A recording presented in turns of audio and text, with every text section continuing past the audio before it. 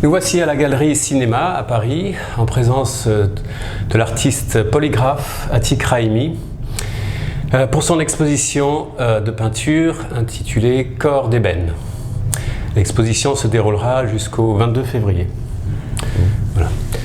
Atik Rahimi, merci d'être venu à cet entretien. Et je voulais vous demander si vous pouviez nous présenter votre exposition en quelques mots avant de commencer. C'est l'exposition de mes derniers travaux en encre de Chine et la plume avec l'eau. Voilà, c'est avec le papier. Bon, ça fait 4 éléments majeurs que j'utilise toujours.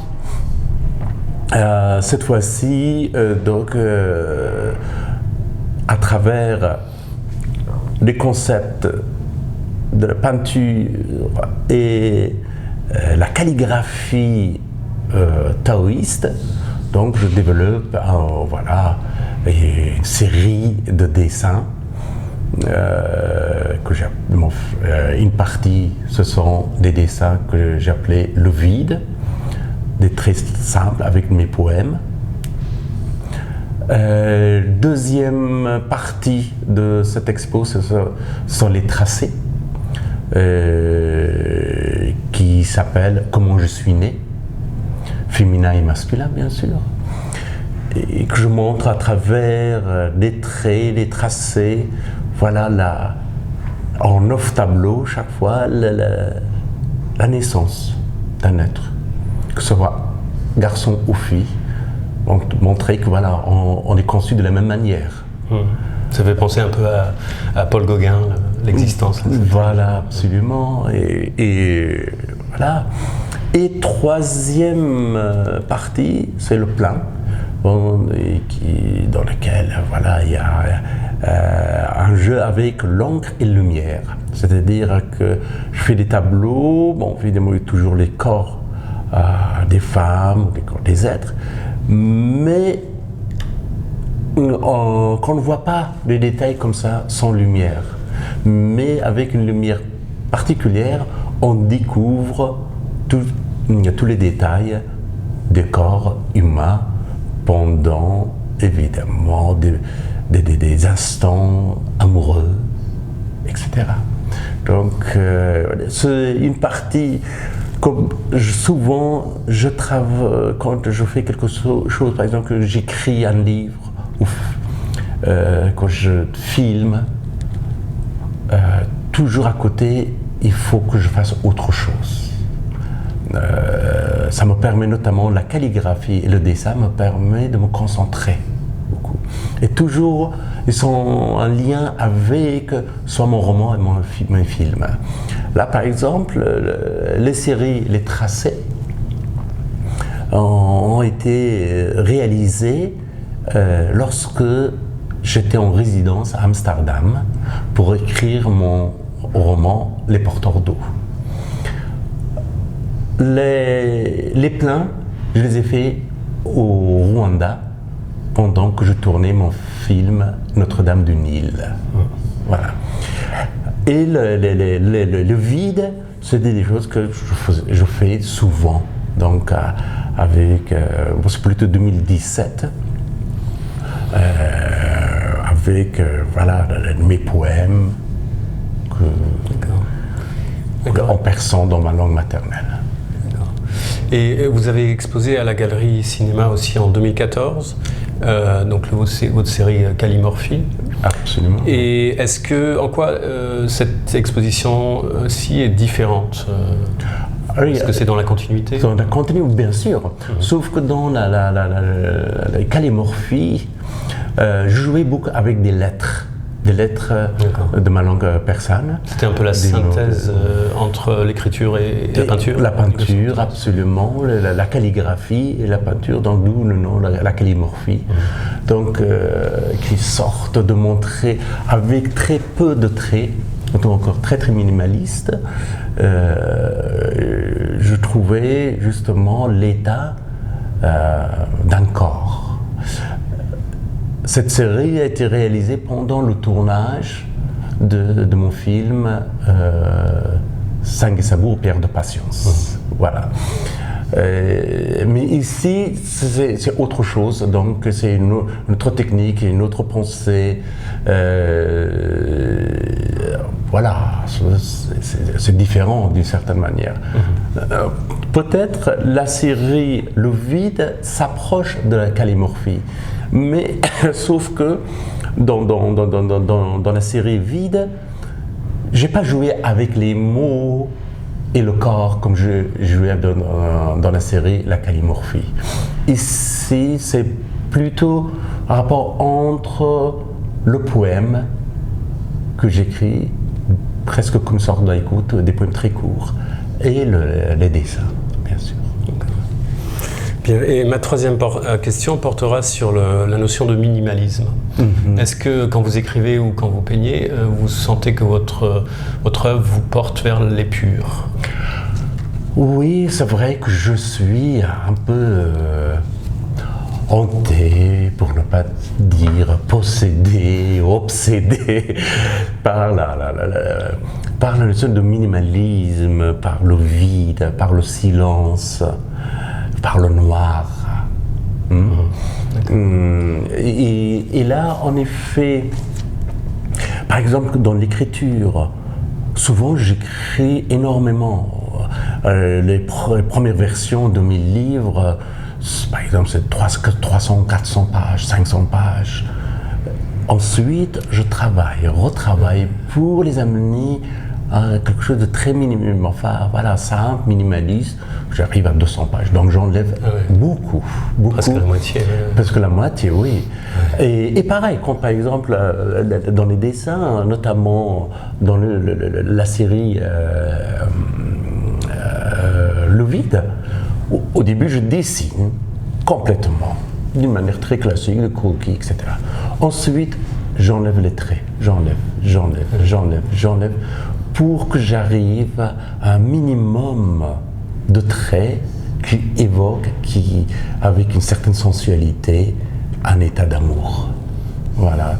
Moi, je pense toujours à cet écrivain israélien qui disait que son rêve, c'est toujours, quand il travaille, c'est de réduire une page en un paragraphe en une phrase en un mot en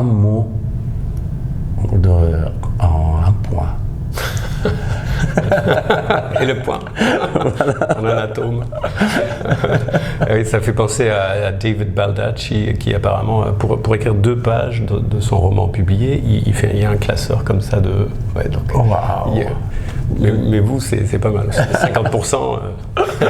Moi, quand j'écris, j'ai tendance à rajouter. Je sais pas pourquoi, mais je connais personne d'autre qui rajoute des parts de texte, mais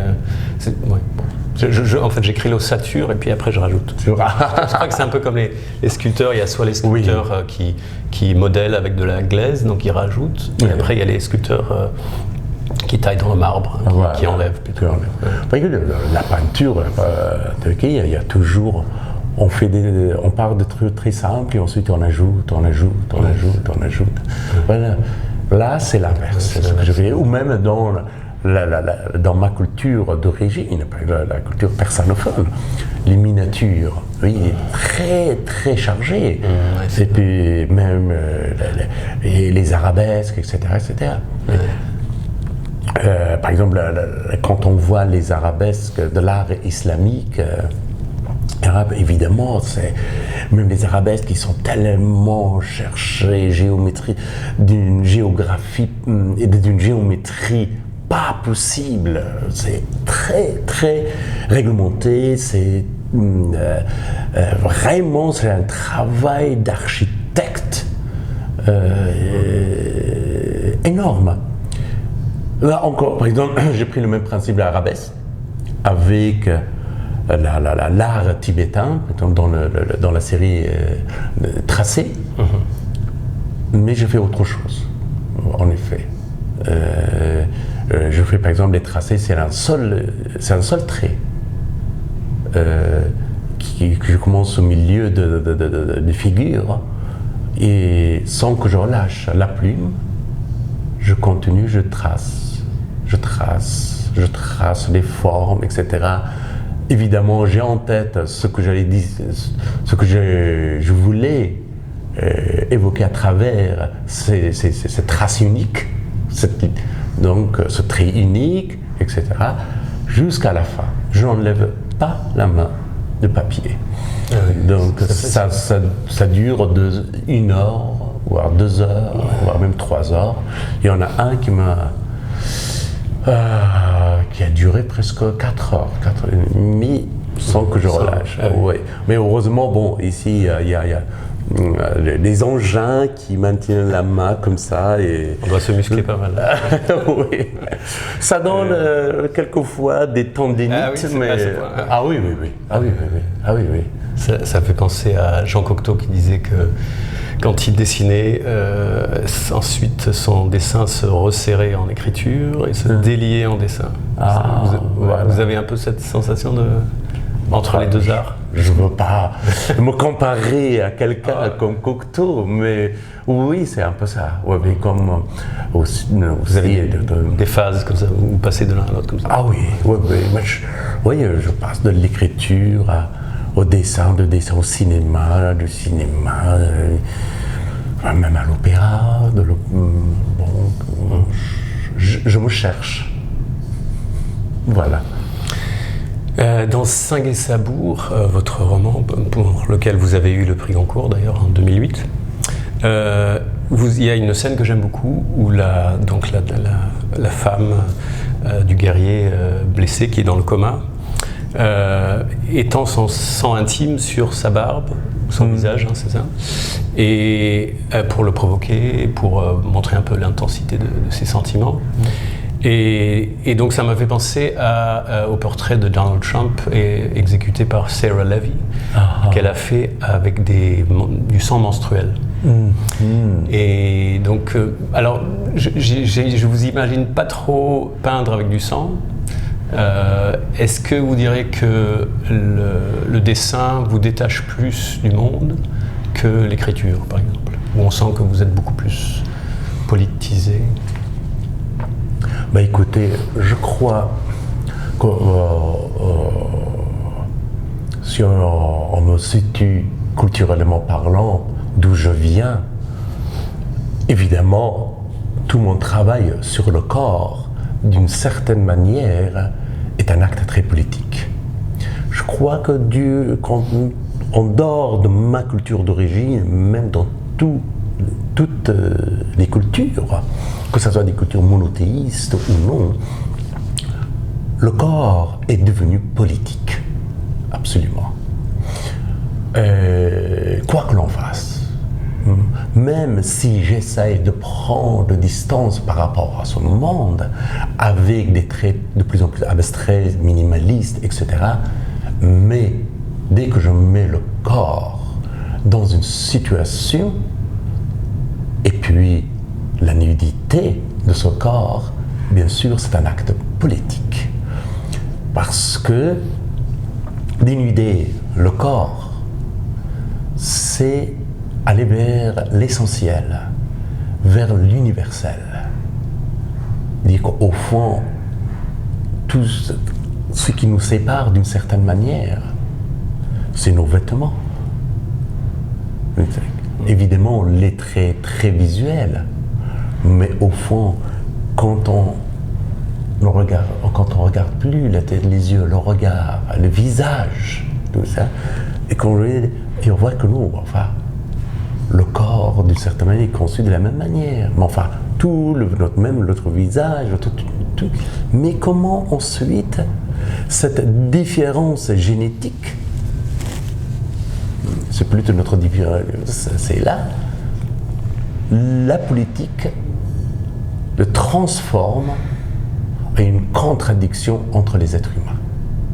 Alors que c'est juste une différence, rien d'autre. Légère, en fait. Absolument. Direz-vous que vous êtes un artiste féministe? Ça dépend comment on définit le féminisme. Pour être féministe, il faut être d'abord sexiste. D'accord. Distingué. Moi, personnellement, mon combat peut-être est féministe, mais ma pensée,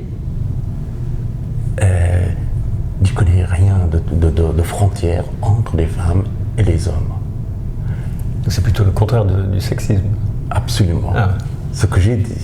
D'accord. C'est-à-dire, pour être féministe, il faut être sexiste, sinon ça n'a aucun sens. D'accord. Mais évidemment, dans le combat, je me combats pour les droits des femmes parce que j'ai vu dans mon pays d'origine comment les femmes ont souffert, et dans toutes les guerres, les femmes et les enfants sont deux êtres qui souffrent, qui sont les premières victimes. Voyez. Donc, politiquement parlant, oui, je suis féministe. Mais, moralement, philosophiquement, non. Je suis tout simplement humaniste. D'accord. D'accord, tout à fait. Oui. Et donc, quand vous représentez le corps féminin, est-ce que ça vous, nu par exemple, est-ce que ça vous paraît en contradiction avec votre engagement féministe ou pas? Écoutez,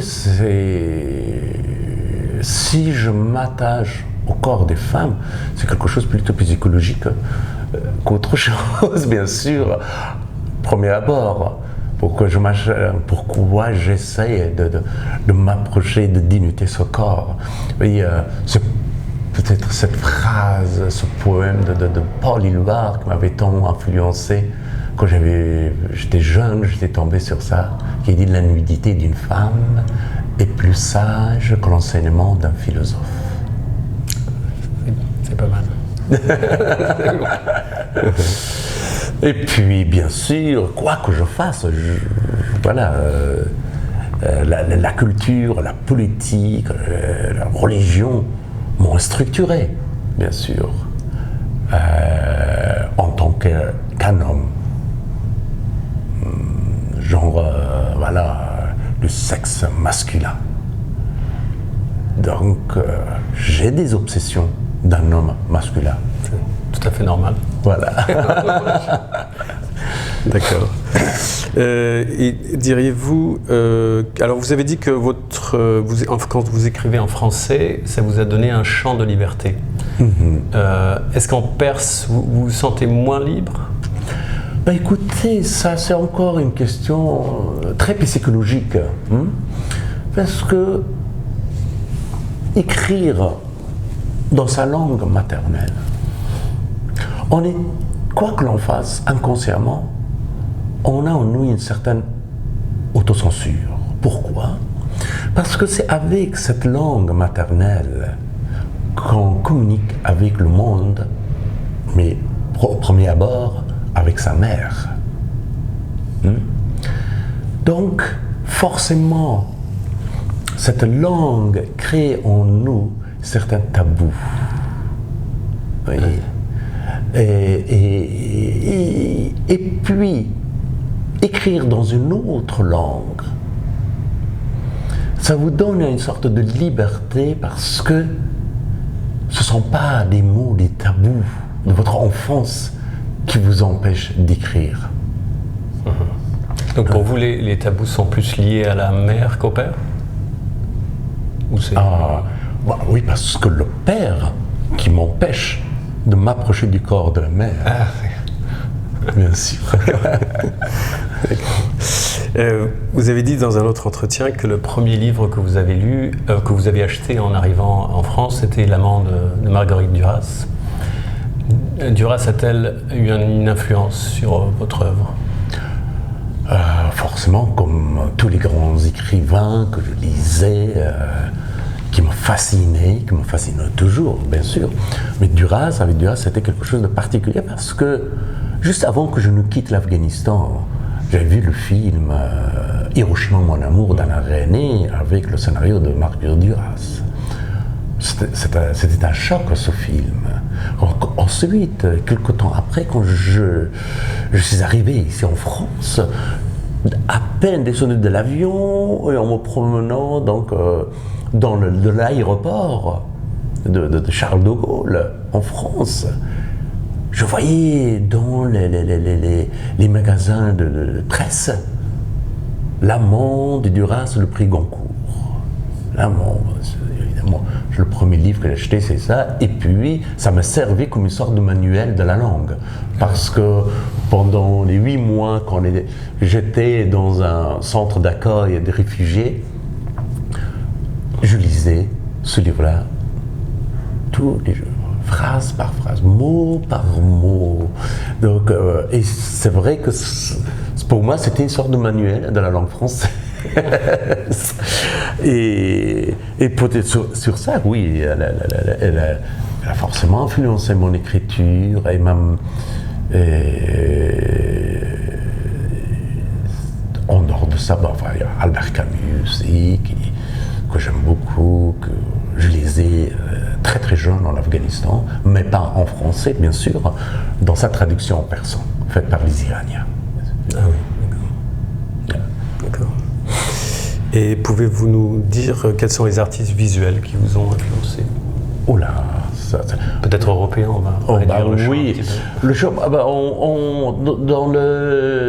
dans la peinture occidentale, toute l'époque de la Renaissance, bien sûr. Mais ensuite, deux peintres, pour moi, qui sont très très importants, c'est Caravage et Goya, en effet. Caravage, d'accord. Oui. Tout le clair-obscur surtout, oui. Absolument.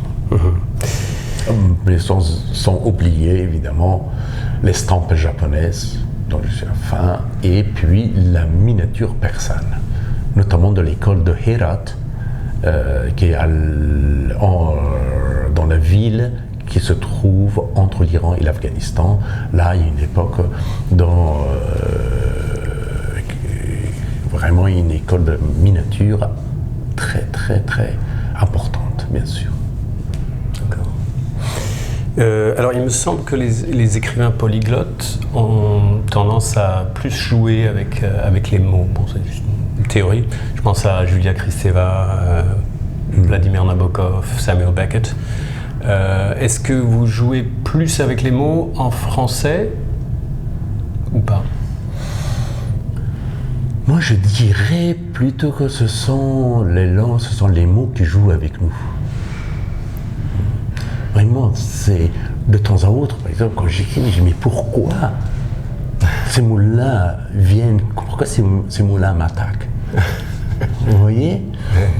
C'est ça, bien sûr, il y a quelque chose au tréfonds de nous qui est attaché à ce jeu avec la langue, avec les mots. Oui, d'autant plus que moi je viens d'un pays, d'une langue dans laquelle la poésie l'emporte sur le roman. Donc, comme avant le 19e siècle en France. Absolument, oui, mais encore plus, vraiment là-bas, c'est même le ministre, même le président, il ne peut pas s'empêcher dans son discours de citer un vers de poème.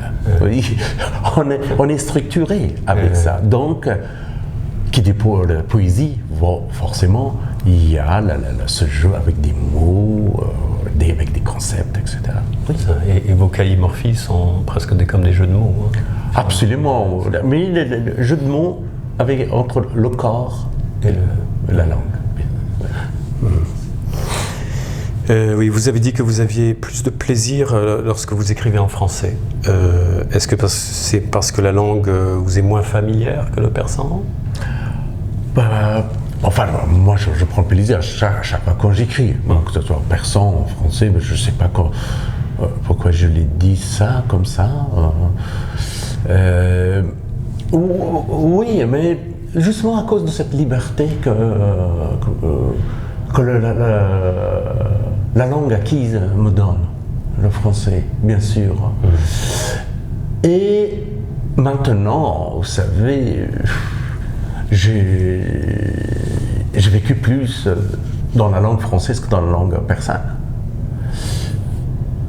Et j'ai lu plus, oui, en français qu'en persan. Donc le persan, plutôt, c'était la grande classique de notre littérature, bien sûr. À une époque, je connaissais tout presque par cœur. Maintenant aussi, je lis des poèmes, des textes, mais le roman, les essais philosophiques, psychologiques, etc., c'est plus dans la langue française, en effet. Parce que dans notre langue, enfin dans ma langue d'origine, en persan,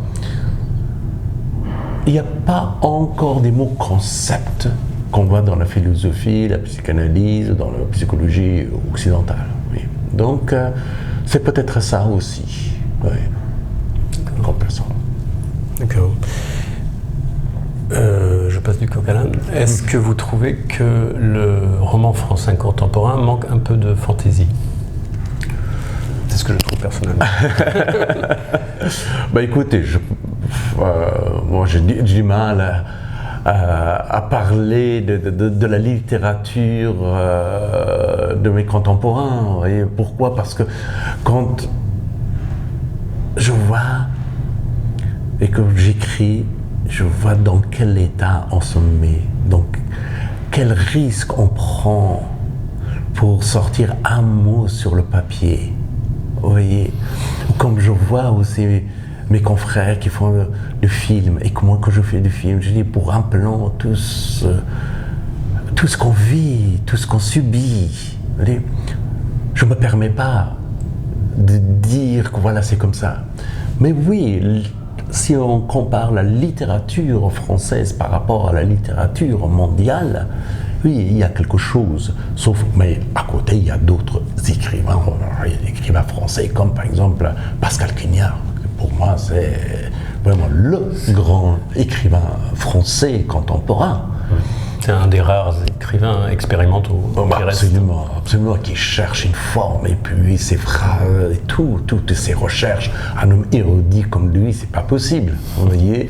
Donc, oui, ou Éric Chevillard, oui, aussi, par exemple, il me fascine parce que on sent chez ces écrivains cette recherche permanente de la forme, et qui ne se résume pas justement à leurs aventures sexuelles et très personnelles, que 3-4 personnes s'y reconnaissent, juste qu'on écrit par voilà, pour régler certains comptes avec l'autre personne. En effet, on voit beaucoup ça dans la littérature française, bien sûr.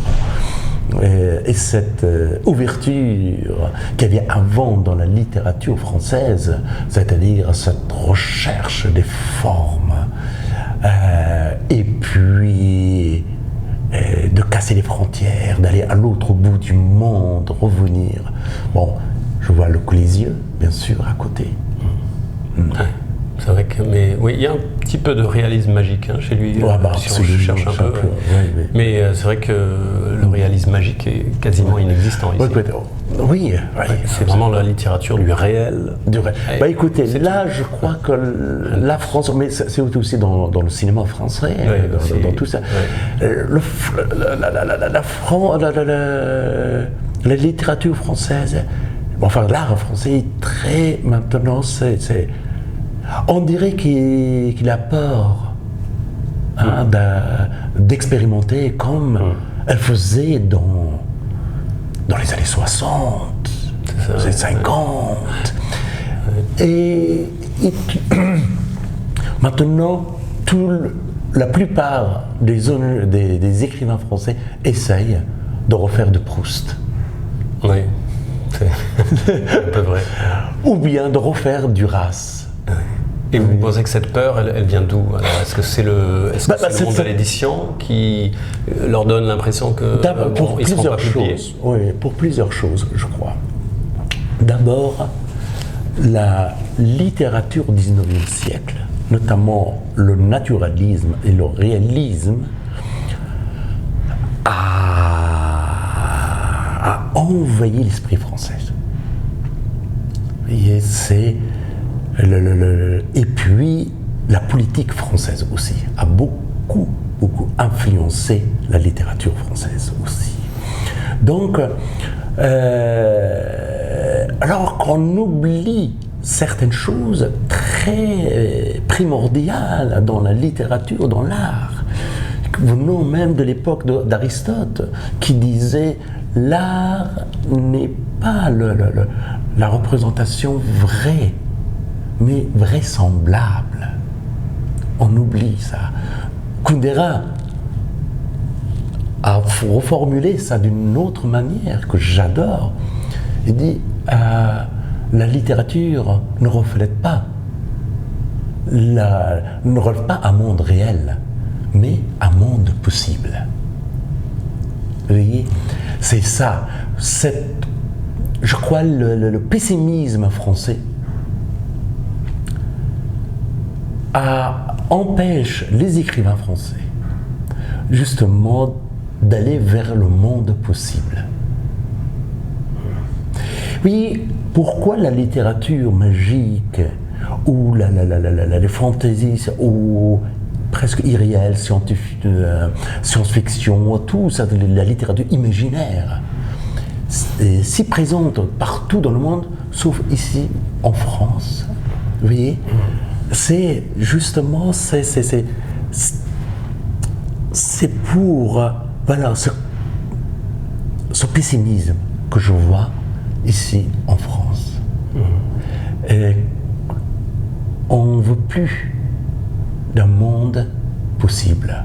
Je crois, ici, politiquement parlant, il y a eu tant de déceptions avec la révolution, avec ça, malgré qu'on a ici l'esprit libre, on a installé beaucoup de choses, mais à un moment donné, on s'est reculé face à cette possibilité humaine, à ce monde possible. Je crois que c'est ça qui pousse les écrivains français d'être trop à l'intérieur d'eux-mêmes, de leur vie quotidienne. Et voilà. C'est vrai, vous avez raison. Mais même dans le monde anglo-saxon, on a parfois l'impression aussi qu'il y a beaucoup moins de romans de réalisme magique, à part Salman Rushdie et quelques autres, qui viennent d'ailleurs. On a l'impression que c'est un phénomène un peu, peut-être particulièrement français, mais occidental en fait, qu'il y a un retrait par rapport aux origines de la littérature, puisque si on y pense finalement, le réalisme c'est qu'une parenthèse dans la littérature magique, en fait, fantastique. On a l'impression que il n'y a qu'une façon d'écrire. Oui, la littérature anglo-saxonne s'est orientée vraiment vers des fresques. Oui, c'est vrai, les grandes épopées. Les grandes épopées. Grapes of Wrath à la temps moderne. Absolument. Ici, en France, c'est sur l'individu, dans la vie quotidienne présente, alors que la littérature anglo-saxonne s'ouvre sur une époque. Quand je lis, par exemple, Jim Fergus, Maurice, tout ça même. Les femmes blanches. Les femmes, oui. D'accord. Et votre roman Saint-Gué-Sabour tend par moments vers le réalisme magique. Est-ce que vous pensez que vous allez franchir la frontière vers le fantastique dans un roman prochain, ou est-ce que vous allez rester un peu entre les deux? Moi, j'aime ce moment où l'imaginaire fait éruption dans le réel, et inversement.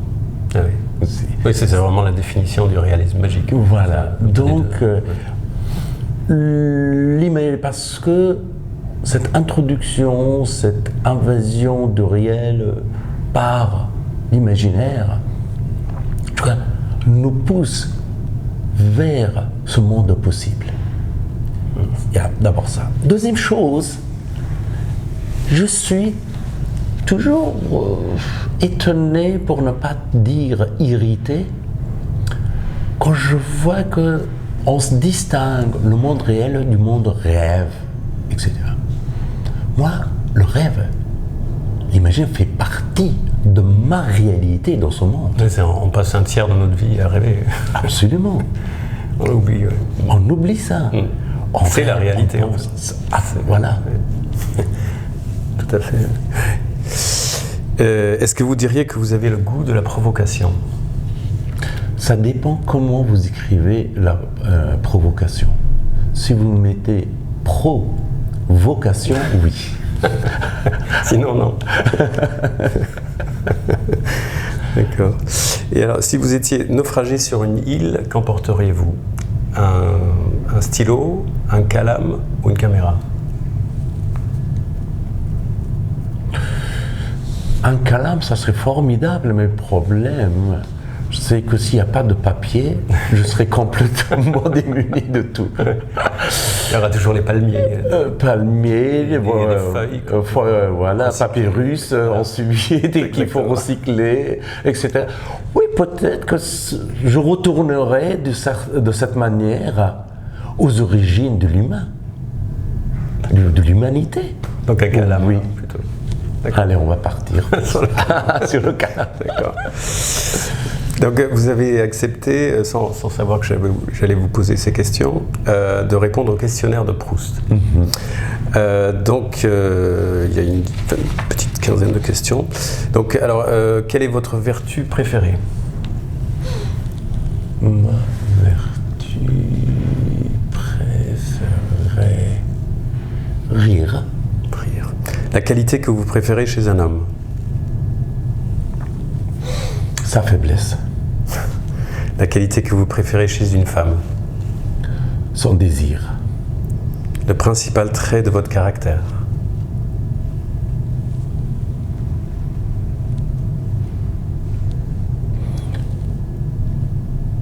Je doute beaucoup. Est-ce ce que vous appréciez le plus chez vos amis?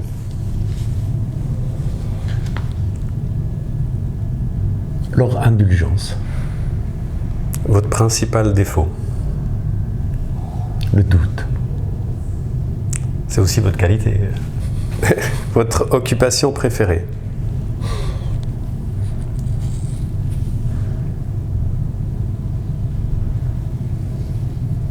L'amour. Votre rêve de bonheur?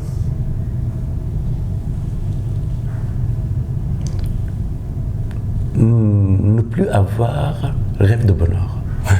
Ne plus rêver de bonheur. Quel serait pour vous le plus grand malheur? Quand il n'y a plus de rêve. Ce que vous voudriez être? Vous êtes tout déjà en fait, mais Ce que, polygraphe, donc ce que vous voudriez être dans un mois prochain? Ce que je ne suis pas encore. D'accord. Le pays où vous désireriez vivre? Le monde. La couleur que vous préférez? Bleu. La fleur que vous aimez? Lilas. L'oiseau que vous préférez? Un oiseau imaginaire qui s'appelle Simorgue. Simorgue. Oui. Que vous venez d'inventer? Non, c'est Ah oui. c'est issu d'un grand poème de Perse, La conférence des oiseaux, Ah oui, voilà, oui, je connais, très connu. écrit au XIIIe siècle, ensuite ici adapté au théâtre par les deux monstres du monde de théâtre, Peter Brook et Jean-Claude Carrière. Ah oui, d'accord. Vos auteurs favoris en prose? De tous les temps? Oui, allez. Oui. Soyons libres. Hemingway, Faulkner, Oui. Diderot,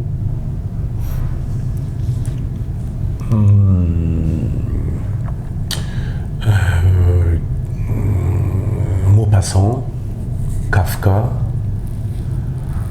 Borges. Oula, il y en a. Bon. Ouais, c'est infini.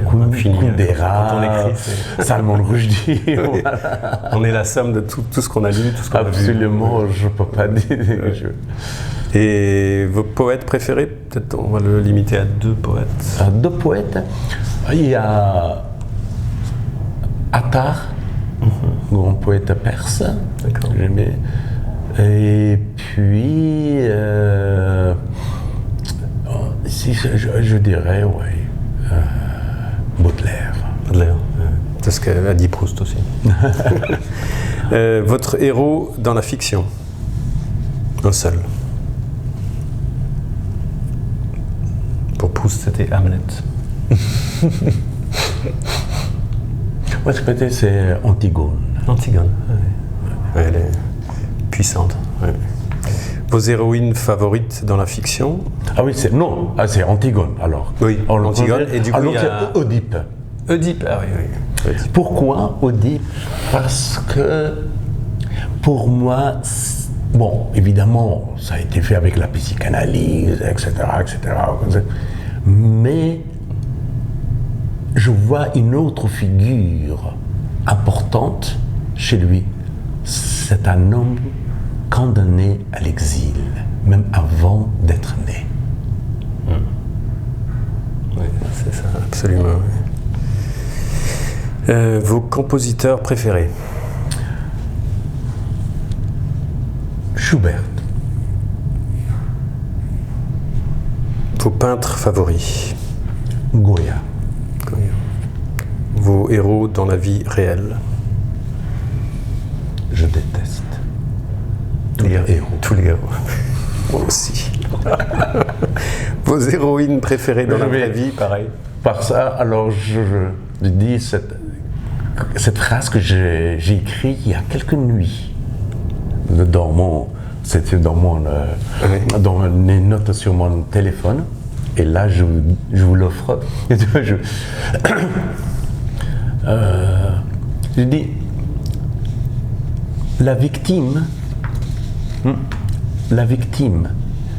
est malheureuse dans la vie, mais heureuse dans l'histoire.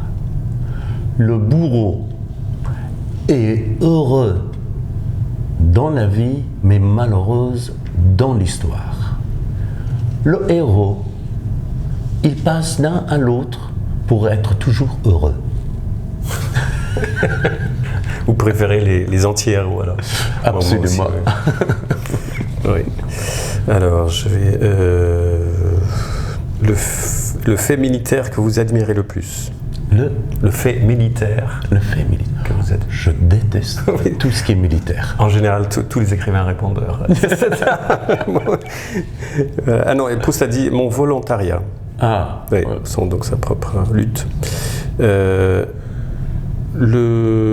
comment vous aimeriez mourir? Ou ne pas mourir? Dans l'ivresse. Dans l'ivresse. De baudelairienne. Ah, bien sûr. Votre état d'esprit actuel? Serein. Vous êtes toujours serein, non? Même si vous doutez, vous dégagez quelque chose de très serein. Non, c'est qu'une apparence. Les fautes qui vous inspirent le plus d'indulgence? Les fautes qui vous inspirent le plus d'indulgence? La bêtise de jeunesse. D'accord. Et la dernière question, quelle est votre devise favorite, si vous en avez une? Mais Proust a répondu « J'aurais trop peur qu'elle ne me porte malheur ». Avoir confiance en mes doutes.